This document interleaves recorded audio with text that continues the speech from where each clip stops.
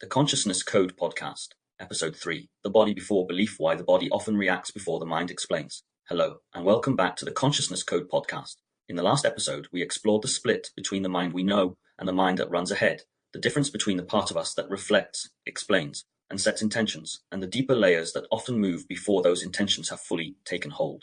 In this episode, we move further down into the place where so much of that earlier movement becomes real in ordinary life, the body. Because before we form a belief, before we build a story, and often before we can even explain what is happening, the body may already be responding. It may already be tightening, already bracing, already leaning in, already pulling back, already preparing for what it thinks is coming next. Most of the time, that happens far more quickly than the conscious mind would like to admit. We tend to imagine that we think first, then feel, then respond. We imagine that the mind sees the world, makes a judgment, and then the body follows along. But in many moments, life unfolds in the opposite direction. The body reacts, the state changes, perception narrows or widens, and only afterwards does the mind step in and say, this is what happened. That matters because if we don't understand the body's role in perception, then we will misunderstand ourselves again and again. We'll think our reactions began as thoughts when many of them began as shifts in state. We'll think our interpretations are objective when they may already be shaped by tension, fear, fatigue, overwhelm, or old expectations. We'll assume that what feels true must be clear, when in fact what feels true may sometimes be a body trying to make sense of what it has already decided is safe or unsafe. So this episode is really about one central shift. The body is not passively waiting for thought to tell it what something means. It is already participating, already reading, already predicting, already shaping the conditions in which thought will later appear.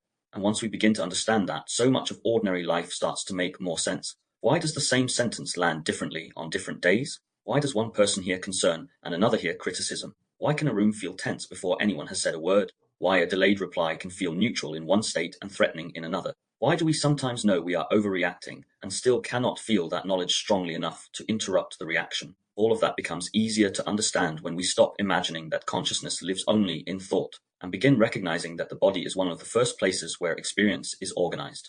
So that's where we're going today.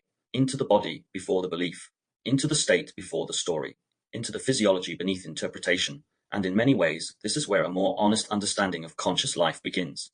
The body knows before the mind explains. Most of us have had moments where something in the body seemed to know before the mind could explain. You walk into a room and immediately feel that something is off. No one has said anything directly.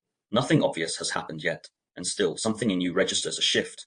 The body picks up a tone, a pace, a silence, an atmosphere, a kind of pressure in the room. You may not be able to explain it straight away, but you can feel that your system has already changed. Or you sit down to read a message, and before you've fully formed a thought about it, your stomach drops slightly. Maybe the message is short, maybe it's delayed, maybe the wording is different from what you expected. And before your conscious mind has built a clear interpretation, the body is already leaning toward one. Something tightens, something anticipates, something prepares. Or perhaps you're in conversation with someone, and their face changes almost imperceptibly. A pause appears where there wasn't one before. Their tone shifts by half a degree, and suddenly you can feel your own internal state moving. The chest gets firmer, the jaw tightens, breathing changes. The mind is still catching up, but the body is already there. These moments matter because they show us something most of us are not taught clearly enough. The body often reacts before the mind explains. Not always, and not in every situation, but often enough that if we ignore it, we misunderstand the sequence of our own experience. We are taught, both culturally and often unconsciously, to treat thought as the center of our experience. We are taught to trust what we can explain, what we can reason through, what we can put into language. So when something happens inside us, we naturally look for the thought. We ask, what do I think about this? Why do I feel this way? What's my reason? And those are not bad questions, but often they arrive later than we imagine. Because before the thought is fully formed, the body may already have changed state. It may already have moved toward caution, or openness, or defensiveness, or withdrawal, or urgency, or relief, or shame, or anticipation. Once the body changes state, the whole field of experience changes with it. What you notice changes. What feels important changes. What seems threatening changes. What sounds true changes. What feels convincing changes. Even what feels possible can change. That is why this episode starts here, with this simple but profound recognition. The body is not just a vehicle carrying the mind around. It is not some passive container waiting for thought to hand down its conclusions. It is active from the beginning. It is involved in perception. It is involved in anticipation. It is involved in how events land, how words are received, how tension is detected, and how reality starts to take shape in the moment. You can see this very clearly in ordinary life. Think about how quickly your state can change before you've consciously decided anything at all. A phone rings late at night, and something in you shifts instantly. A familiar name appears on the screen, and the body responds before any clear thought has formed. A silence stretches too long in a room, and your system starts trying to work out what it means. A door closes harder than expected somewhere nearby, and your whole body registers it before your mind catches up. In each case, the reaction is not necessarily dramatic. It may be subtle, but subtle does not mean unimportant. In fact, some of the most significant things in human experience begin subtly. A slight tightening, a slight contraction, a slight shift in breath, a slight movement in the muscles of the face, a slight narrowing of attention. These are not just physical details happening on the side of real experience. They are part of real experience. They are part of how the moment is being shaped. And if that still sounds too abstract, think about how often you found yourself saying something like, "I don't know why, but something felt off. I could feel it before I could explain it. My body just knew. I can see now that I reacted before I understood what was happening." That language exists for a reason. It exists because many of us have repeatedly lived through moments where bodily knowing arrived before conscious interpretation. We may not always trust that knowledge well. We may misread it sometimes. We may confuse anxiety with intuition, exhaustion with truth, or old patterning with present danger. That's important, and we'll come to that later. But the first step is simply to recognize that the body is participating far earlier than our conscious stories usually acknowledge. Once you begin noticing that, a lot starts to change. You become less certain that the first explanation in your mind is the whole event. You become more curious about the state. You begin to ask not only, "What do I think this means?" but "What has already happened in my body before I arrived at that thought?" You begin to sense that interpretation is not just intellectual, it is embodied. That last point is crucial. Interpretation is not simply an idea laid on top of a neutral body. Interpretation often emerges through a body that has already become more open, more guarded, more activated, more tired, more defended, or more at ease. Which means that the same external event can feel radically different depending on the condition of the body receiving it. That is why one of the most important forms of self-understanding is not just learning to analyze your thoughts more skillfully, but learning to notice the body earlier in the shift, earlier in the contraction, earlier in the urgency, earlier in the pull toward a conclusion. Because once the body has changed state, the mind often starts building a world from inside that state. If we don't see that happening, we will mistake the world we are building for the world as it is. So this first movement of the episode is really an invitation to become more honest about the sequence, not to abandon thinking, not to distrust language, not to romanticize every feeling that arises in the body, but to recognize that the body is not waiting quietly behind the scenes while the mind leads everything from the front. The body is already there, already reading, already shaping, already participating in the moment before the belief has fully formed. Once that lands even a little, we begin to see that conscious life is not only about what we think, it is also about the condition from which thought begins. The illusion that thought leads everything. One of the deepest assumptions many of us carry, often without realizing it, is that thought sits at the top of the hierarchy. We live as though we think first, then feel, then respond. We imagine that the mind looks out at the world, decides what something means, and then the body follows along. That assumption is woven deeply into modern culture. It sits inside education, professional life, public debate, and even the way many of us talk to ourselves. We trust the speaking mind most. We trust the part of us that can explain, justify, narrate, and give reasons. And if we can put something into words, it often feels more real, more authoritative, and more complete. But the closer we look, the less adequate that model becomes. Thought matters, of course. Reflection matters. Language matters. The ability to step back from an experience, name it, question it, and reframe it is one of the great capacities we have.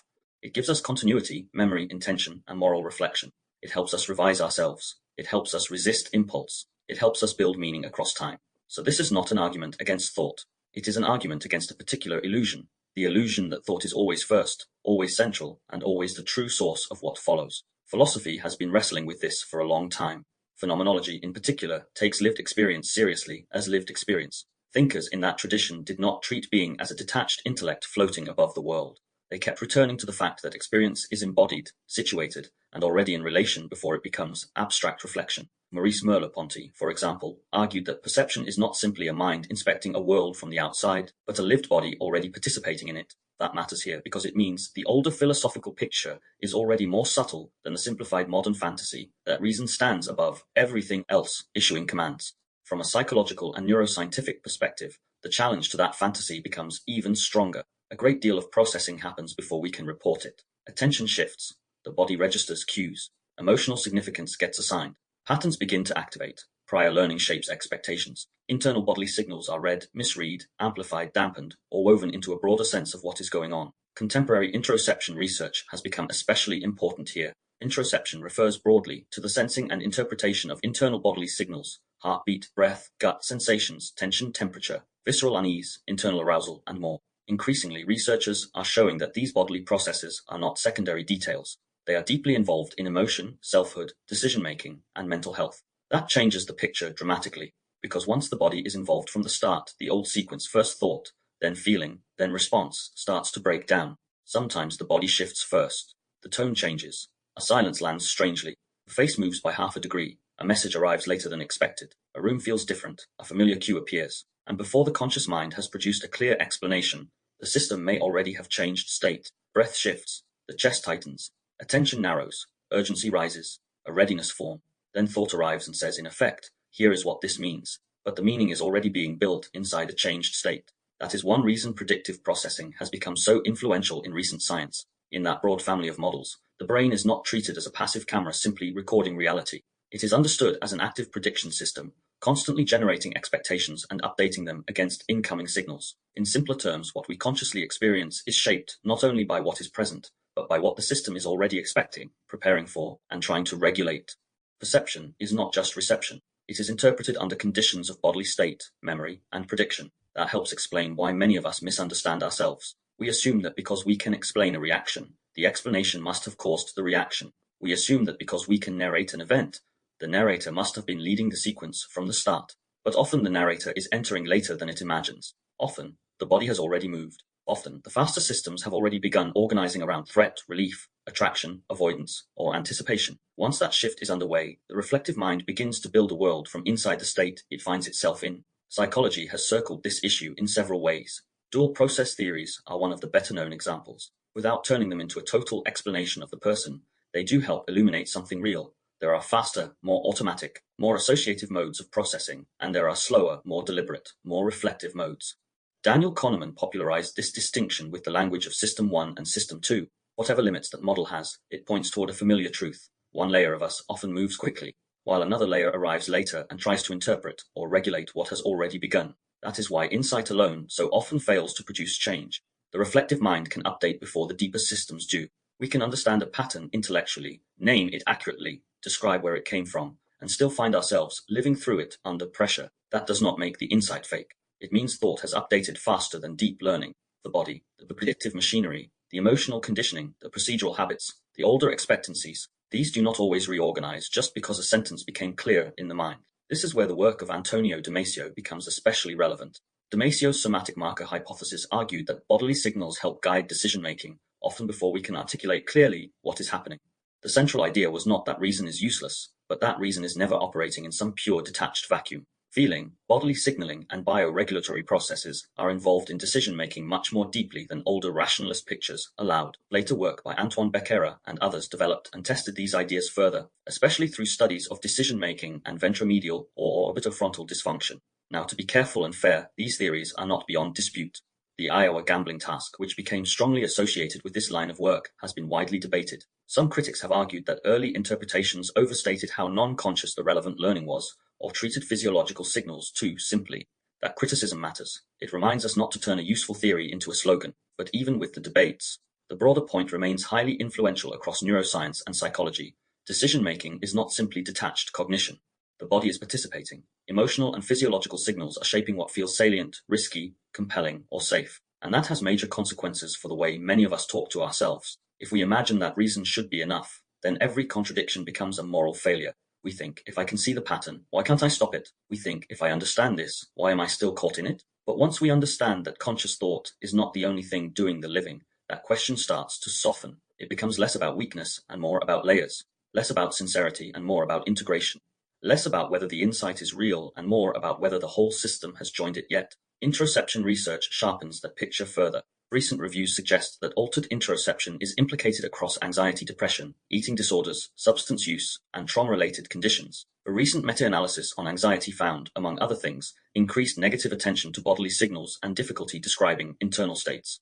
That means bodily experience is not a neutral raw feed simply waiting to be observed clearly. It is interpreted, colored, and shaped by prior emotional learning and the current state. In other words, the body matters greatly, but the body is not self-explanatory. That is an important balance to keep.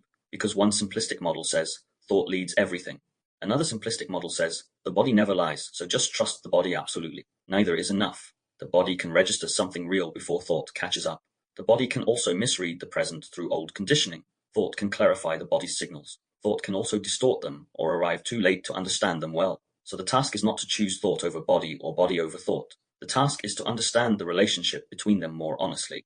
That is where philosophy, psychology, neuroscience, and contemplative traditions actually begin to converge. Phenomenology reminds us that experience is embodied and lived. Embodied cognition reminds us that cognition is not sealed inside abstract intellect. Affective and interoceptive neuroscience remind us that bodily signals shape perception and judgment. Predictive processing reminds us that perception itself is an active construction influenced by prior expectation. Contemplative traditions, at their best, remind us that thoughts are not always the first or deepest truth of a moment, and that awareness can be trained to observe states and impulses without total identification. Each perspective has strengths. Each perspective has limits. The philosophical perspective is strong when it clarifies the structure of lived experience and protects us from reducing consciousness to mechanism alone. Its weakness is that it can remain too abstract or descriptive without always offering testable models. Psychology is strong when it shows how habits, attention, emotion, learning, and behavior actually play out in everyday life. Its weakness is that it can become fragmented across subfields or explain one slice of the person at a time without always integrating the whole. Neuroscience is strong when it maps mechanisms, bodily processes, networks, and measurable state changes. Its weakness is that the mechanism alone does not settle the first-person question of what experience is like, and consciousness research remains far from settled. In fact, a major 2025 adversarial collaboration testing two leading theories, global neuronal workspace theory and integrated information theory, did not produce a final resolution. That tells us how complex the field still is. The spiritual and contemplative perspective is strong when it takes inward observation seriously and helps people recognize the difference between awareness and identification. Its weakness is that it can become vague, inflated, or prone to over-spiritualizing states that may also need psychological and physiological understanding. Contemporary meditation research increasingly overlaps with introspection and predictive processing, suggesting that contemplative practices may alter the way bodily signals and top-down expectations are related. But again, the strongest approach is disciplined openness, not romantic certainty. Even the debate around polyvagal theory fits this broader pattern. Many clinicians find it helpful as a framework for talking about state, social engagement, and safety. But at the same time, it has faced serious criticism from physiologists and researchers who argue that some of its stronger scientific claims are not well supported. That does not mean the state is irrelevant. It means we should distinguish between a clinically useful map and a fully settled theory. Now, there is another angle that reveals something surprisingly relevant here: AI consciousness research. This may seem like a detour, but it isn't. One reason the question is so illuminating is that it forces us to distinguish between fluent output, internal process, and experience. A language model can generate coherent explanations, rich descriptions, and convincing narratives. But does fluent report mean there is something it is like to be that system? Many researchers now argue that the question of AI consciousness should be approached by comparing systems against serious neuroscientific theories, rather than projecting consciousness onto impressive behavior. Other scholars argue strongly that current AI systems are not conscious in any relevant sense. The debate remains open and increasingly important. Why does that matter here? Because it mirrors something in us. We are easily seduced by articulation. If something speaks coherently, explains itself well, and produces a strong narrative, we instinctively want to treat that speaking layer as the whole story. AI reveals the danger of that assumption very clearly. And in ourselves, the same principle applies differently. The fact that the narrating mind can explain beautifully does not mean it is the whole of what is happening. A fluent report is not the same as origin. Explanation is not the same as the first cause. The narrator is not necessarily the leader. That distinction may become even more important in future research. Emerging work is increasingly linking consciousness, interoception, neural timing, and body-brain integration. Psychiatric research is moving toward more dynamic models of state and bodily signaling. Consciousness science is still trying to reconcile first-person experience with third-person measurement. AI research is pressing the question of what counts as consciousness, what counts as report, and what kinds of architectures might ever become morally significant. Across all of this, one thing is becoming less plausible, not more: the old fantasy that thought alone sits at the top issuing commands to a passive body. So where does that leave us in ordinary life? It leaves us needing a more mature picture of ourselves, a picture in which thought matters, but is not first in every sequence, a picture in which the body matters, but is not treated as infallible, a picture in which explanation is valuable, but not automatically trusted as the origin of action, a picture in which reflection, prediction, sensation, memory, state, and story are all participating. That is the real shift this section is trying to make. Not away from thinking, but away from the illusion that thought leads everything. Not away from reason, but away from the fantasy that reason is always first. Not away from consciousness, but toward a more embodied, psychologically honest, neurologically informed, philosophically mature understanding of how consciousness is actually lived. And once that lands, the next question becomes much more important. If thought is not leading everything, Then what happens when safety and threat begin shaping the field of awareness before belief has fully formed? That is where we go next. Safety, threat, and narrowed perception. If the body often reacts before the mind explains, then the next question is obvious. What is the body reacting to? At the simplest level, it is reacting to signals of safety and threat, not always in a dramatic way, not always in a life or death way, but continually. The body is always reading, always scanning, always asking in one form or another, am I safe here? Can I soften? Do I need to brace? Is this familiar? Is something changing? Do I need to prepare? Most of this happens quietly. It does not arrive as a formal question in words.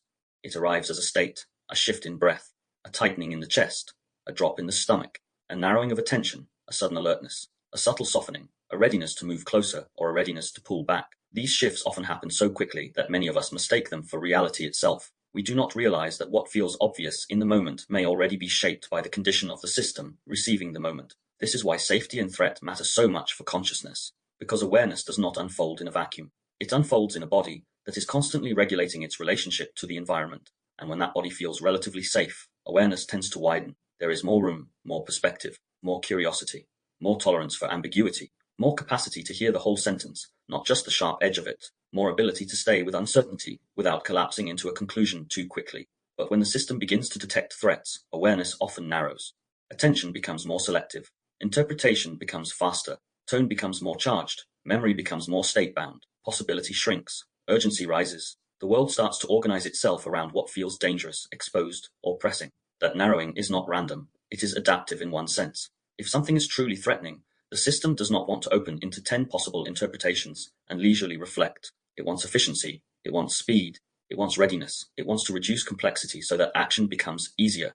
That is useful if you are crossing a road and a car appears out of nowhere. It is less useful when the threat is a delayed reply, a difficult conversation, an unexpected silence, or a facial expression that reminds some older part of you of something unresolved. And that is where so much confusion begins. Because many of the situations that shape our lives are not simple physical dangers. They are relational, emotional, symbolic, or social. Criticism, rejection, exclusion, tension, ambiguity, disapproval, uncertainty, being watched, being misunderstood, being confronted, being ignored, being exposed. These things do not wound in the same way as a physical blow, but the body may still register them as highly significant. So what happens? The system reads something, the state shifts, and perception changes with it. That last part is one of the most important truths in this whole episode. Perception changes with state, not just mood, not just opinion, but state. A person in a relatively settled, regulated state can hear a question as a question. A person in an activated state may hear the same question as a challenge, criticism, or pressure. A person in an open state may experience a pause in conversation as spaciousness. A person in a braced state may experience the same pause as withdrawal or threat. A person in a settled body may take feedback as useful information. A person in a contracted body may take the same feedback as humiliation. So when we talk about safety and threat, we are not talking only about events out there. We are talking about the relationship between what is happening and the body that is receiving it. This is why two people can be in the same room, hearing the same words, and still end up living inside very different realities. It is not only because their ideas differ, it is because their states differ, their histories differ, their bodies are not neutral instruments. Each system is reading the moment through its own level of readiness, openness, fatigue, vigilance, and expectation. Think about conflict. In a calm state, conflict can still be uncomfortable, but it may remain intelligible. A person can stay in the room inwardly. They can hear nuance. They can register intention and impact separately. They can tolerate not having an immediate resolution. They can ask questions. They can remain connected enough to themselves to notice what is happening while it is happening. But once activation rises, conflict changes. The field narrows. Listening becomes harder. The mind starts preparing its defense before the other person has finished speaking. Tone becomes more important than content. Certain words stand out and dominate the whole exchange. The body starts organizing around survival rather than contact. In that state, people often believe they are seeing more clearly because everything feels sharper. But often the opposite is true. They are seeing more selectively, not more fully. This is where bodily vigilance becomes so important. Vigilance is not simply being aware. It is a particular kind of awareness, narrowed, scanning, anticipatory. It is organized around the possibility that something may go wrong, that someone may turn, that the atmosphere may shift, that danger may be approaching. Vigilance can be useful. It helps us detect changes quickly, but it comes at a cost. When vigilance takes over, openness usually decreases. And openness matters, because openness is what allows wider perception. It is what allows us to take in more of the room, more of the context, more of the person in front of us, more of ourselves. It is what allows us to hear not only the word that stings, but the broader intentions surrounding it. It is what allows us to remain in a relationship rather than collapsing into defense. So this section is not really arguing that threat detection is bad. It argues that threat detection changes the shape of consciousness. That change shows up everywhere. In social tension, for example, a single glance can begin to dominate awareness. One person's hesitation can feel huge. A slight shift in pace can feel loaded. In a more regulated state, those things may still be noticed, but they do not automatically define the whole moment. Under activation, they can become the moment. The same is true with unexpected silence. Silence is one of the clearest examples of state-dependent perception because silence is so open to interpretation. In one state, silence may feel restful, thoughtful, or natural. In another, it may feel unbearable. It may immediately invite projection. They're upset. I've done something wrong. This is going badly. Something's changed. I need to fix this. The silence did not carry all of that by itself. The state helped generate the meaning. Criticism works the same way. When the system is relatively open, criticism may still sting, but it can remain usable. There is enough internal space to separate tone from truth, intention from impact, one comment from a full collapse of self-worth. But if the system is already braced, criticism can become total very quickly. It can feel not like information, but like danger.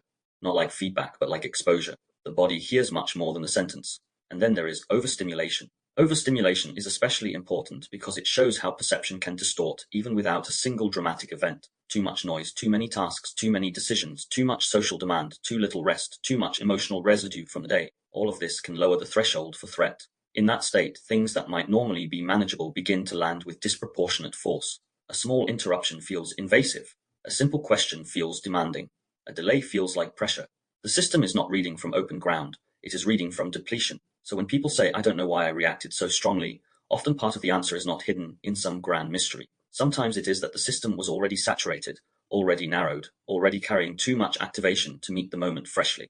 And uncertainty may be the hardest one of all, because uncertainty leaves space, and what fills that space depends very heavily on the state. A regulated system can sometimes stay with uncertainty long enough for more information to arrive. It can be said, I don't know yet. It can wait. It can remain in contact without immediately closing the gap. But for a system that feels unsafe, uncertainty is often intolerable. It demands closure. It wants the answer now. Even a painful answer can feel preferable to not knowing. This is one reason activation so often produces certainty. Not because certainty is always true, but because certainty reduces ambiguity, and reducing ambiguity can feel like relief. That is why activation changes interpretation and memory too. When we are activated, we not only interpret differently in the moment, we often remember differently afterwards. We remember the sharpest edges, the most threatening tone, the phrase that confirmed our fear, the expression that seemed to prove what we already felt. The body helps decide what gets emphasized, and once that emphasis is in place, memory may reorganize around it. So safety and threat do not just shape what we feel, they shape what feels real. That is a serious thing to recognize, because it means that in many ordinary moments, what we call reality may already be narrowed by the state, not invented from nowhere, not meaningless, but filtered. If we do not understand that, we will go on assuming that the tightness in us came from the world exactly as it is, rather than from an interaction between the world and a body already trying to work out whether it can relax. This is why regulation matters so much, not because regulation makes us perfect, not because it removes all instinct, but because regulation widens the field. It gives awareness more room. It gives perception more context. It gives us a better chance of seeing what is here, rather than only what our activated state expects to find. And that may be one of the most compassionate things we can learn. Sometimes we do not see clearly because we are foolish. We are seeing narrowly because something in us does not yet feel safe enough to widen. Once that becomes visible, the work changes. We stop asking only, what do I think is happening? And we begin asking, what state am I seeing this from? That question can change an entire life. Why the same sentence lands differently on different days, one of the simplest ways to see that the body shapes perception is this.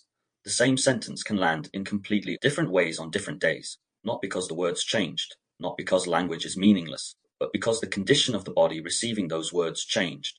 A comment that feels harmless one day can feel cutting the next. A piece of reassurance that settles you in one state can fail in another. A delayed message can feel neutral when you are grounded and unbearable when you are already braced. A question can feel curious in one moment and accusatory in another. The external event may be almost identical, but the experience is not. That tells us something important. Meaning does not arrive through words alone. Words matter, of course. Tone matters. Timing matters. Context matters. But the body matters too. The state of the nervous system helps determine what becomes salient, what feels threatening, what feels believable, and what feels possible.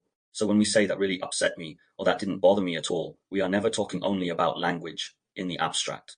We are also talking about the condition from which the language was received.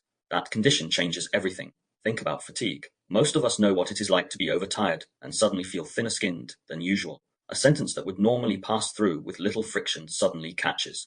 A request feels heavier. A joke feels less funny. A slight shift in someone's tone feels more loaded. Patience shortens. Interpretation speeds up. The body has less room, so the world begins to feel sharper, harder, more intrusive. Now think about stress. When the system is already under pressure, even ordinary interaction can begin to feel amplified. A small delay feels like more than a delay. A simple question feels like a demand. Feedback feels like criticism. An interruption feels like disrespect. It is not that the stressed mind is inventing reality out of nothing. It is that the body is already carrying tension, and that tension changes what stands out and how strongly it lands. This is one reason so many misunderstandings happen in ordinary life. People often assume they are arguing about what was said, but very often they are also arguing from different states. One person is receiving the moment through tension, the other is receiving it through relative calm. One body is open enough to hear nuance, the other is already narrowed around defense. One person hears a practical comment, the other hears a judgment wrapped inside it. Because each experience feels real from the inside, both may leave the exchange convinced that they are simply responding to what was there. That is why this part of the episode matters so much. It helps us see that interpretation is not only cognitive, it is embodied.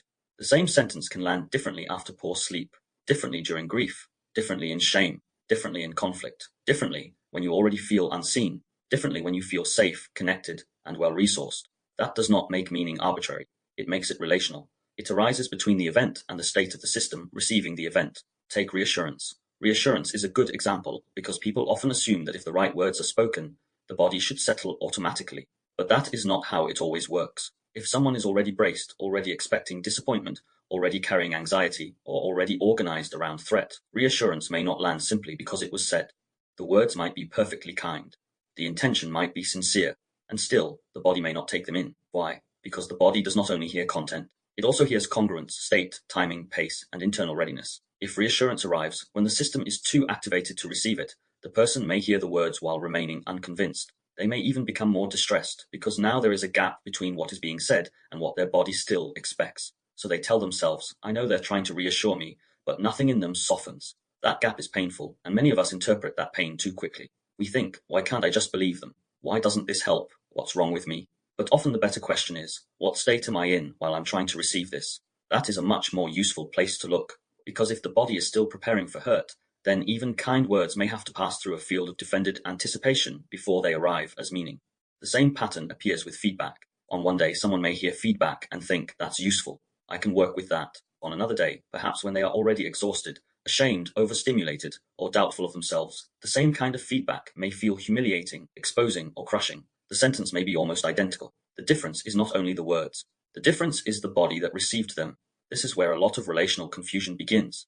People often imagine that communication is only about choosing the right wording, but communication is also about timing, state, capacity, and whether the receiving system has enough internal space to process what is being said without immediately collapsing it into something more threatening. This is why some conversations go badly even when, in retrospect, neither person said anything especially terrible. The conditions were wrong. One or both bodies were already tight. One or both systems were already saturated. There was not enough space for curiosity, not enough regulation for complexity, not enough openness for the moment to remain fluid. So the same language that might have been manageable under different conditions became loaded, painful, or impossible. This is especially obvious with text messages. A delayed reply is a perfect modern example because the meaning of delay is so dependent on state.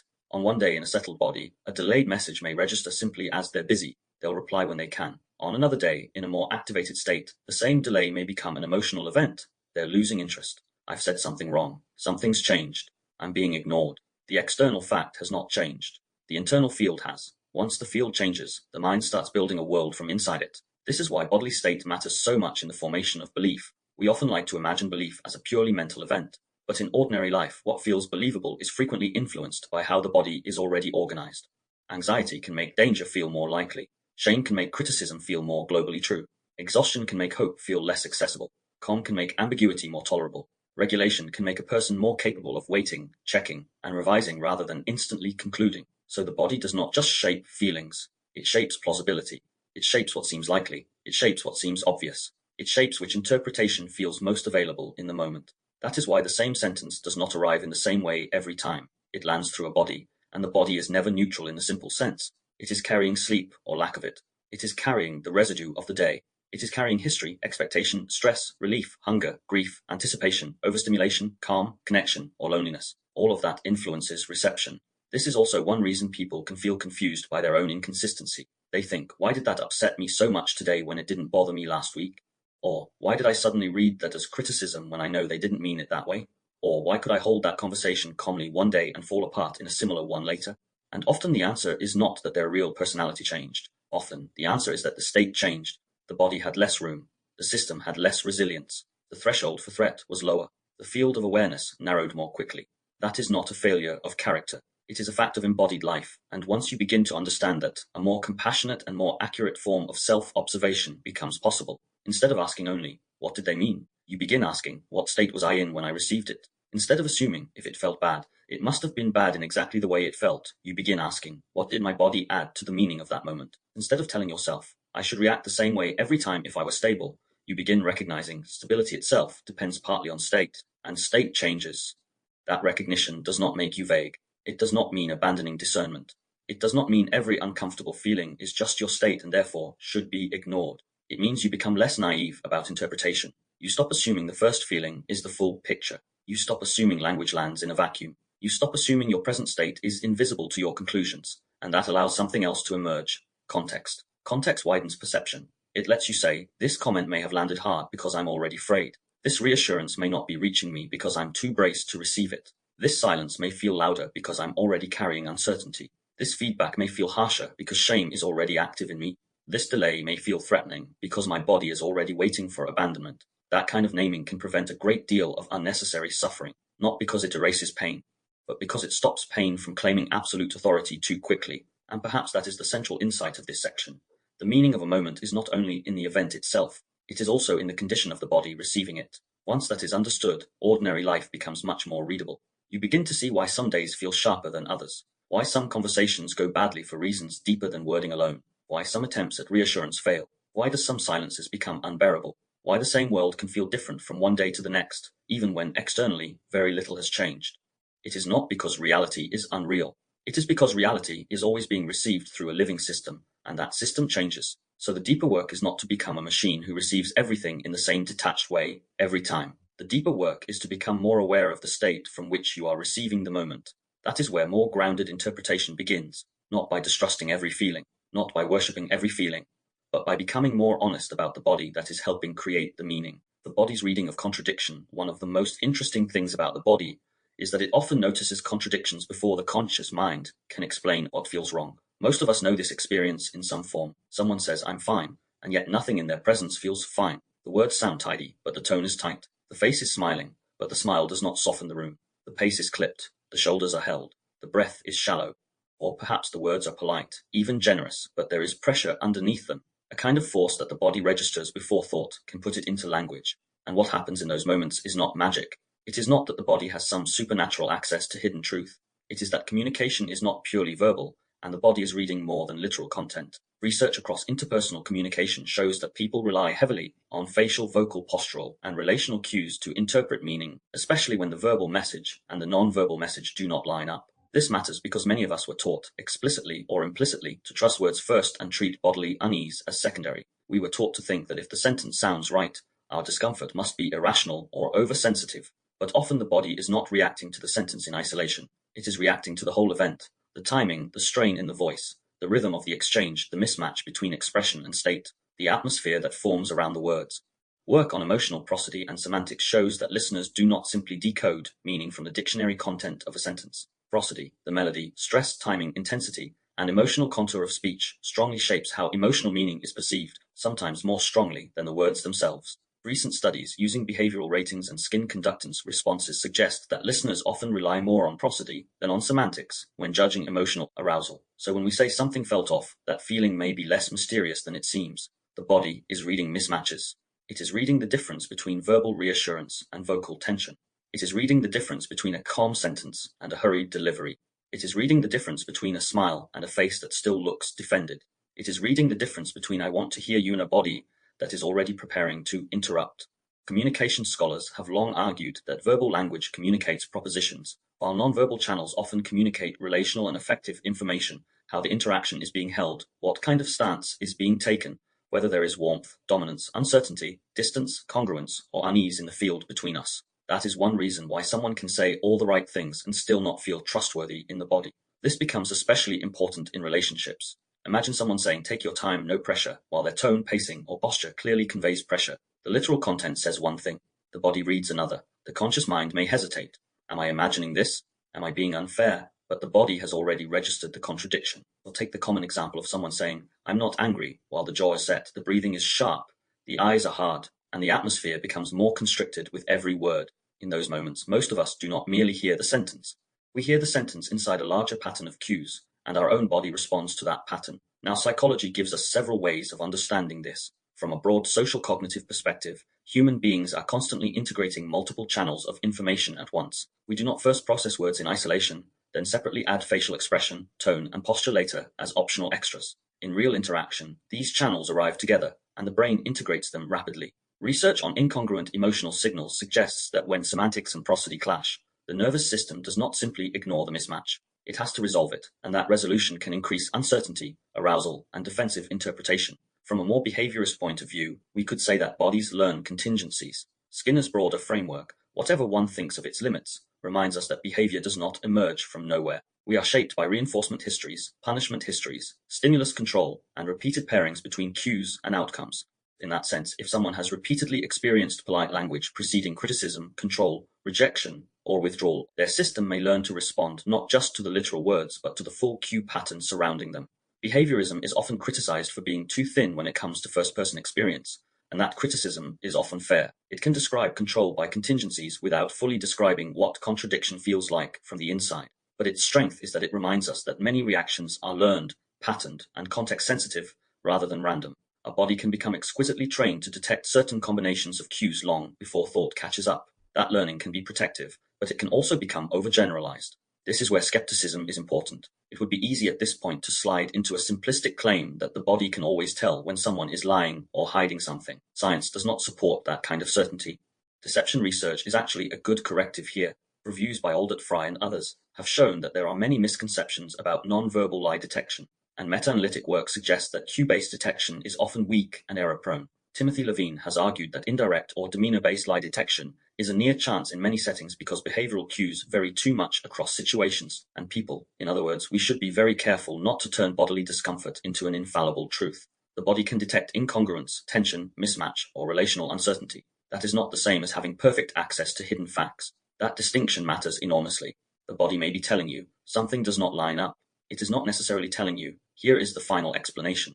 That is a more mature stance. It preserves bodily intelligence without turning it into superstition. Neuroscience helps deepen this further. At a broad level, the brain is constantly integrating signals from outside and inside the body. Internal state, facial expression, tone, posture, and context are all part of the perceptual event. Interoception, the sensing and interpretation of internal bodily signals, is increasingly recognized as central to emotion and self-regulation. If the body tightens in response to a mismatch, that tightening is not just a side effect, it becomes part of how the event is experienced. Recent integrative reviews connect interoceptive ability with emotion regulation and suggest that practices that improve interoceptive awareness may also improve the ability to stay with complex states without being swept away by them. In plain terms, the body is not simply detecting facts. It is detecting relational coherence or incoherence, and then generating an internal state around that detection. That is why polite language can still feel unsafe. That is why reassurance can fail to reassure if it comes wrapped in urgency. That is why smiling while unsafe still changes the room. That is why someone saying "I'm listening" while checking out in their face or posture can feel more disturbing than open disagreement.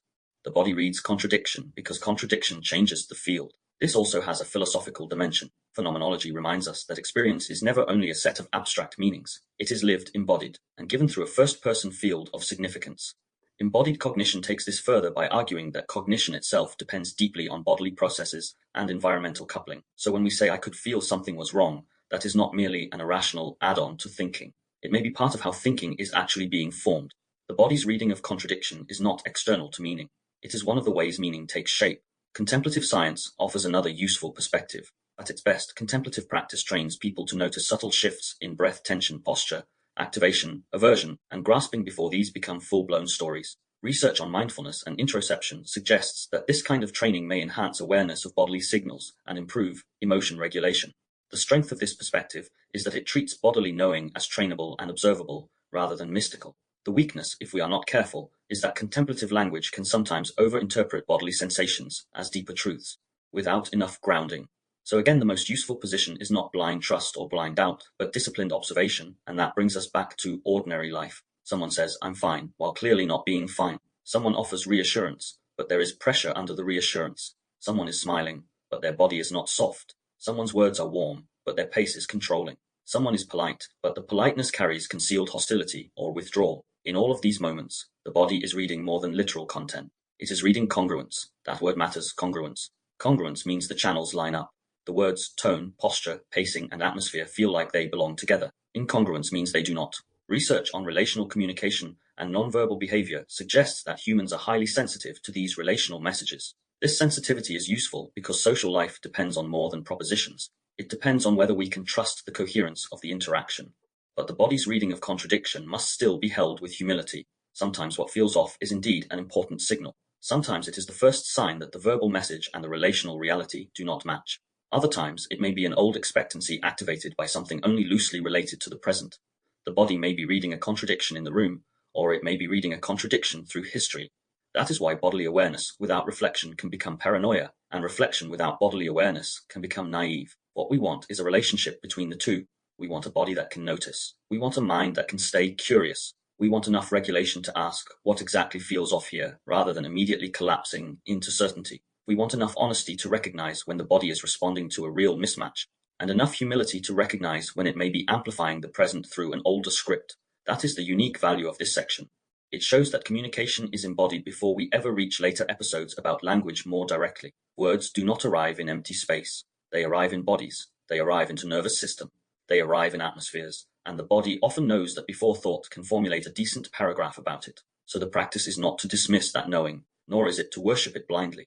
The practice is to get close enough to it that we can say, something in me tightened before I could explain why. Something in the room did not line up. Something in the tone said more than the sentence. Something in the atmosphere changed the meaning of the words. That is where this part of the episode lands.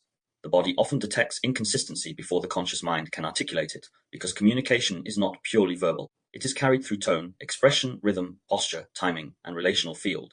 The body is reading all of that. And the more honestly we learn to work with that reading, without becoming naive, inflated, or suspicious of everything, the more literate we become in the deeper life of communication itself. How physiology shapes what feels true. One of the hardest things to accept about human experience is that what feels true is not always the same as what is clear. In the moment, those two can feel identical. If something feels urgent, convincing, emotionally charged, or bodily certain, we tend to assume we are seeing reality as it is. But often what we are actually seeing is reality as it appears through a particular physiological state. That distinction matters enormously, because physiology does not only shape comfort, it shapes salience, it shapes urgency, it shapes plausibility, it shapes what seems obvious, threatening, meaningful, or real. So when I say physiology shapes what feels true, I do not mean the body is somehow distorting everything all the time, or that feeling should never be trusted. I mean something more precise than that.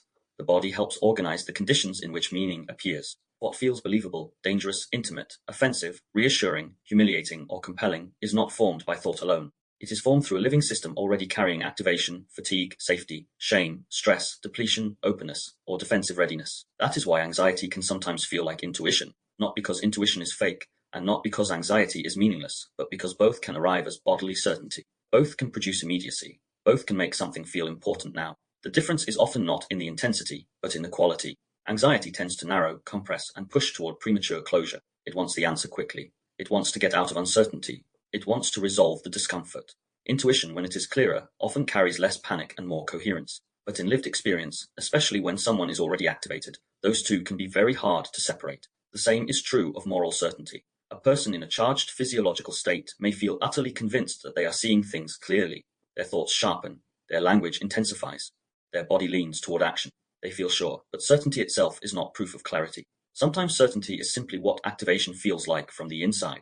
The system narrows, complexity drops away, and one interpretation becomes dominant. That interpretation may contain truth, but the force of conviction is not by itself evidence that the whole picture is being seen. This is one reason social and relational conflict becomes so difficult. When physiology is heightened, people do not just disagree about ideas. They inhabit different realities of emphasis. One person feels danger where the other feels normal tension. One feels dismissed while the other feels direct. One feels controlled while the other feels organized. One feels clarity where the other feels threat. And because each state carries its own felt truth, each person may believe they are simply responding to what is obviously there, but the body is helping create the obviousness. This is also why shutdown can be misread. Person may say, I don't care, or I'm over it, or it doesn't affect me anymore, when in fact what has happened is not freedom, but collapse. The physiology of shutdown can look like indifference from the outside, and can even feel like detachment from the inside. But numbness is not always peace. Distance is not always wisdom. Sometimes the system has simply reduced access to survive what it does not yet know how to process openly. In the same way, urgency can masquerade as truth. If something feels pressing enough, we assume it must be important. If the body is activated enough, we assume the reaction must be justified. If a conclusion arrives with force, we assume force is the same as accuracy. But often urgency is the body's request for relief, not necessarily a sign that the interpretation is final. It wants the tension resolved. It wants the uncertainty closed. It wants the discomfort named and acted upon. So the mind quickly supplies a meaning that fits the state. And because the state is powerful, the meaning feels right. This is where a lot of unnecessary suffering gets reinforced. A person feels anxious and assumes danger. A person feels ashamed and assumes unworthiness. A person feels activated and assumes moral certainty. A person feels numb and assumes detachment. A person feels restless and assumes something must be wrong. But bodily truth and interpretive truth are not identical. The body may be telling you that something is happening. It does not always tell you exactly what it means. That is an important distinction to learn because it lets us honor physiology without becoming ruled by our first conclusion. Modern neuroscience and psychology both support this broader picture. Work in interoception, affective neuroscience, and predictive processing increasingly shows that the body and brain are not separate in the way popular thinking often imagines.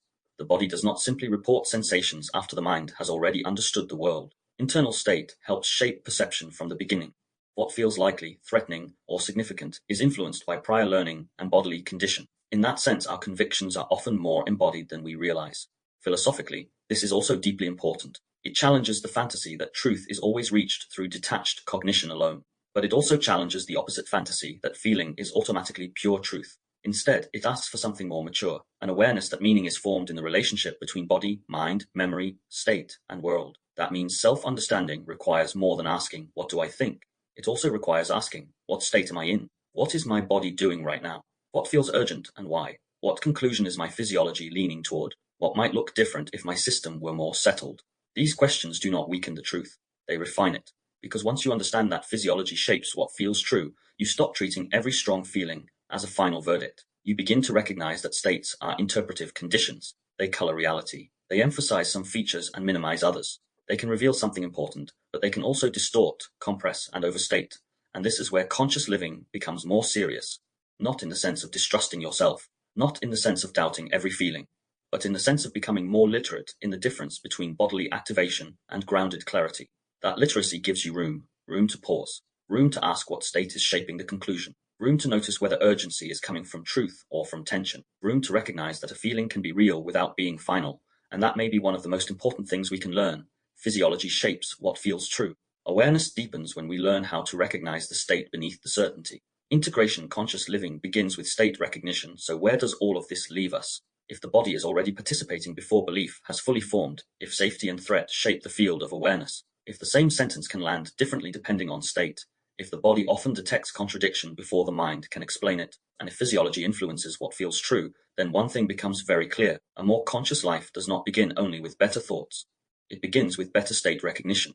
That is the shift this episode has been building toward, because for many of us, self-understanding has meant analyzing our thoughts, reviewing our beliefs, questioning our narratives, and trying to become clearer through language, and all of that matters. But if we stop there, we miss something foundational. We miss the fact that by the time a thought becomes clear enough to analyze, the body may already have shaped the conditions in which that thought appeared. So the question is no longer only, what do I think about this? It becomes, what state am I in while I'm thinking it? What is my body doing while this conclusion is forming? What has already tightened, narrowed, leaned forward, withdrawn, or prepared before my explanation arrived? That is not a small refinement. It changes the whole quality of observation, because if we do not recognize the state, we will keep mistaking activation for clarity.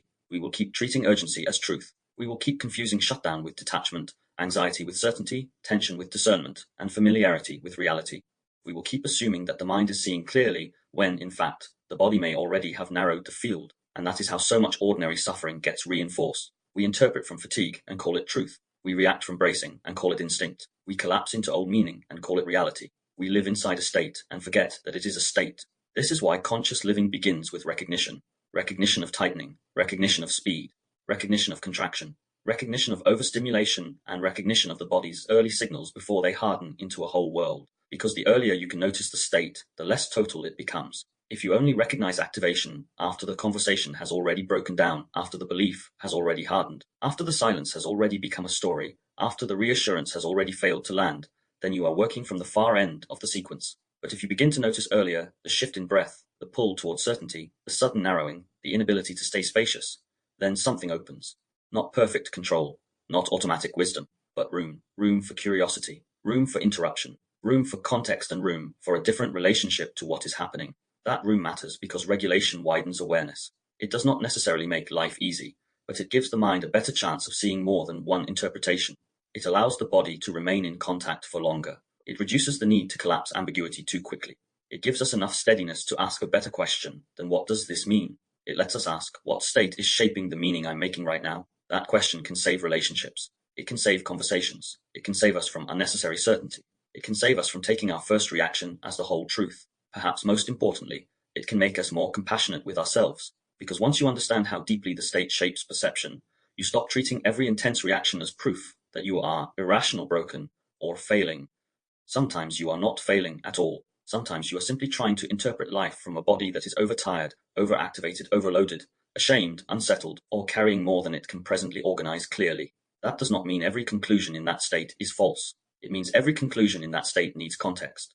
And context is one of the gifts of awareness. So if there is one practical movement this episode is inviting, it is this: begin noticing the body earlier, before the belief hardens, before the sentence takes over, before the story becomes the event, before the reaction feels like the whole truth. Notice what happens in your chest when tension enters.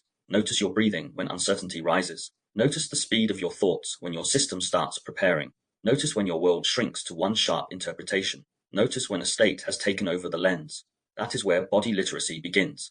Body literacy is not separate from consciousness. It is part of consciousness becoming more honest, more embodied, and less naive about how experience is actually formed. So the integration here is simple, but not shallow. Conscious living begins when we stop treating the body as secondary. It deepens when we learn to recognize the state beneath the story, and it becomes more trustworthy when we can say, with humility and precision, this is what I'm thinking, but this is also the state I'm thinking from. That is where a great deal of unnecessary confusion begins to clear. So this episode has really been about one central truth. The body is not waiting for belief to tell it what something means. It is already participating. It is reading tone, pace, silence, expression, posture, atmosphere, familiarity, contradiction, uncertainty, pressure, and possibility. It is shifting before our explanations catch up. It is helping determine what stands out, what feels urgent, what feels believable, what feels threatening, and what feels true. We began with the recognition that the body often reacts before the mind explains. From there, we looked at the illusion that thought leads everything, and why that picture is far too simple for the life most of us are actually living.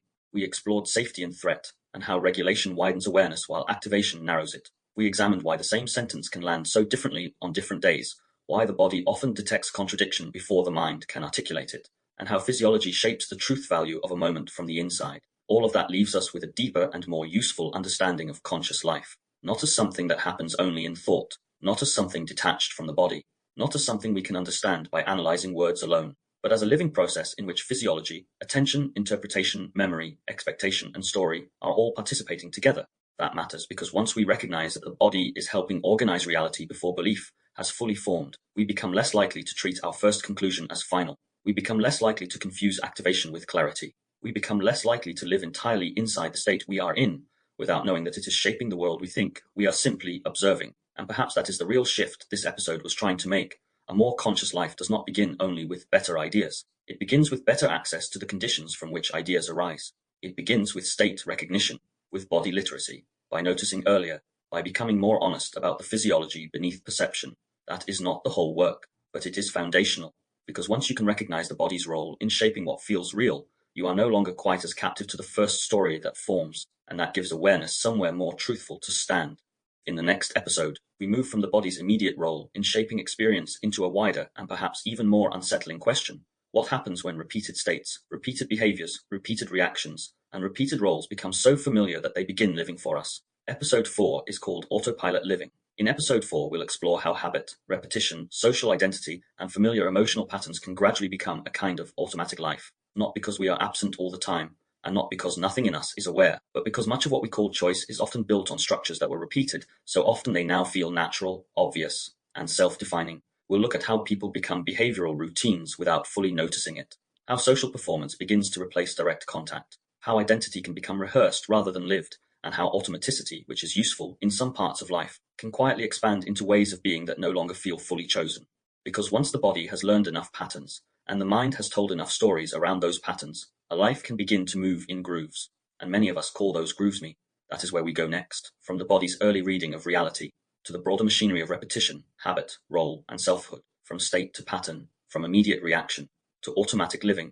So as we wrap this episode up, I leave you this: stay close to the state beneath the story. Notice what your body knew before your thoughts explained it. Notice what tightens before the conclusion forms. Notice when certainty arrives with too much speed. Notice when a feeling becomes a whole world before you have had the chance to breathe inside it. Stay close to the part of you that can recognize the state without becoming swallowed by it, because that recognition is not small. It is one of the ways awareness becomes steadier, kinder, and more real. Stay close to the state beneath the story. Thank you for joining me today. Until next time, you've been listening to the Consciousness Code Podcast, Episode 3, The Body Before Belief. I'm James Miller.